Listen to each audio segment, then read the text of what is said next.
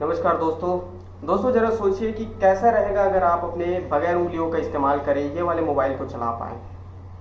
कैसा रहेगा अगर आप चैट करते समय इन उंगलियों का इस्तेमाल ना करें। कैसा रहेगा जब आप गेम खेलते हुए इन हाथों का और उंगलियों का इस्तेमाल ना करें। सिर्फ दिमाग में सोच के ही अगर आप ये काम कर सके तो कैसा रहेगा।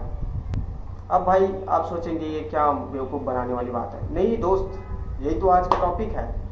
दोस्तों ये कोई मजाक करने वाली बात नहीं है, ये बिल्कुल हकीकत बात है। ऐसी टेक्नोलॉजी अब आ चुकी है और इस टेक्नोलॉजी का नाम है ब्रेन कंप्यूटर इंटरफेस। एक ऐसी टेक्नोलॉजी होगी जहां पे आपको अपने मोबाइल और कंप्यूटर को इस्तेमाल करने के लिए सिर्फ अपने दिमाग में सोचना होगा। अच्छा, अब ऐसे यूट्यूब चल जाएगा, ऐसे टिकटॉक चल जाएगा, ऐसे इंस्टाग्राम चल जाएगा, ऐसे आप रील्स स्क्रॉल कर पाओगे, ऐसे आप गेम्स खेल पाओगे। और ये वाली जो टेक्नोलॉजी है वो बहुत मज़ेदार होने वाली है। आज की इस वीडियो में चलिए इसी टॉपिक को डिटेल में हम बात करते हैं। ये वाले सपने को साकार करने में सबसे ज़्यादा महत्वपूर्ण भूमिका जो इंसान निभा रहे हैं वो है इलॉन मस्क। जो इलॉन मस्क है ना, उनकी एक कंपनी है, उनका नाम है न्यूरालिंक। तो ये जो न्यूरालिंक नाम की कंपनी है ना, उन्होंने सन 2024 में एक एक्सपेरिमेंट किया था, जिन्होंने इस एक्सपेरिमेंट में ये प्रूफ कर दिया कि जो इंसानी दिमाग होता है उसके अंदर भी चिप सफलतापूर्वक लगाई जा सकती है। साल 2024 में ये बात प्रूव हो गई। और मज़ेदार बात यह है कि ये टेक्नोलॉजी आगे बढ़ते बढ़ते आज यानी कि साल 2025 में एक इंसान ने अपने दिमाग में चिप लगा के सफलतापूर्वक कंप्यूटर का इस्तेमाल कर लिया है। दोस्त यही हकीकत है। मतलब कंप्यूटर और मोबाइल को चलाने के लिए ना माउस की ज़रूरत है ना अपने हाथों की, सिर्फ सोच के ही आप मोबाइल को और कंप्यूटर को चला सकते हो। कितनी मज़ेदार बात है ना ये। दोस्तों यह है पार्ट 2 और इस पार्ट में हम जानेंगे कि ये जो BCI जो टेक्नोलॉजी है यानी कि ब्रेन कंप्यूटर इंटरफेस वो आखिर काम कैसे करती है। दोस्तों ये काम इस तरीके से करता है कि सबसे पहले तो आपके ब्रेन के भीतर चिप लगाई जाती है। ये जो चिप होता है वो आपके सोच को पढ़ता है, ठीक है। उसे एक सिग्नल्स, आप क्या सोच रहे हो, आप किस तरीके का चीज़ सोच रहे हो, उसे सबसे पहले तो ये एक सिग्नल में चेंज करता है और उस थॉट्स को पहले ये पढ़ता है, ठीक है। पहले उन थॉट्स को पढ़ता है, फिर समझता है। उसके हिसाब से ये जो सिग्नल्स होते हैं आपके थॉट्स के, ये कंप्यूटर में चले जाते हैं, फिर वहाँ से डिकोड होते हैं और फिर आपका जो विचार है वो तुरंत आपके कंप्यूटर में एक्शन के रूप में बदल जाता है। ये BCI यानी कि ब्रेन कंप्यूटर इंटरफेस इसी टेक्नोलॉजी पे इसी तरीके से काम करती है।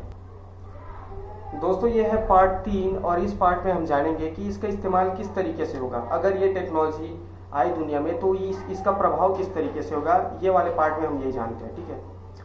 दोस्तों जो BCI वाली टेक्नोलॉजी है वो अगर आई इस दुनिया में तो ऐसे दुनिया में बहुत सारे लोग होते हैं जो लकवाग्रस्त होते हैं। उनका शरीर पूरी तरीके से सिर से लेकर पैर तक पैरालाइज होता है दोस्त, सिर्फ ब्रेन काम कर रहा होता है।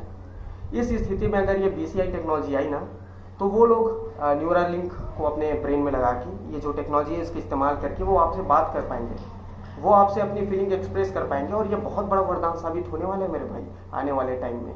इसके अलावा जो हमने कई फिल्मों में देखा है ना कि एक इंसान होता है जिसकी बुद्धि असीम होती है, जिसकी क्षमताएं असीम होती है, खास करके आपने रोबोट जैसे पिक्चर में देखा होगा।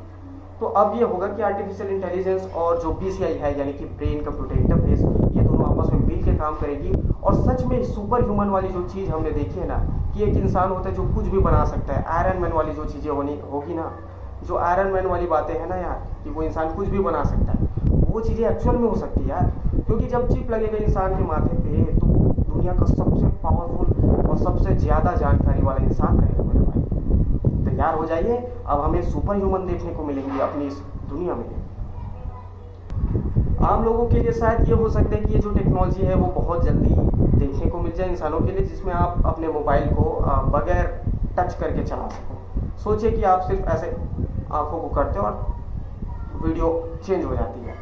ऐसा कुछ हो सकता है। बहुत सारे जो गेम वाले हालांकि वो अलग टेक्नोलॉजी, लेकिन जो बहुत सारी गेम कंपनियां हैं, जो नए नए गेम्स हैं आज के डेट में, वो आपके आई मूवमेंट को कैच करके भी गेम को चलाने का ऑप्शन आपको देते हैं।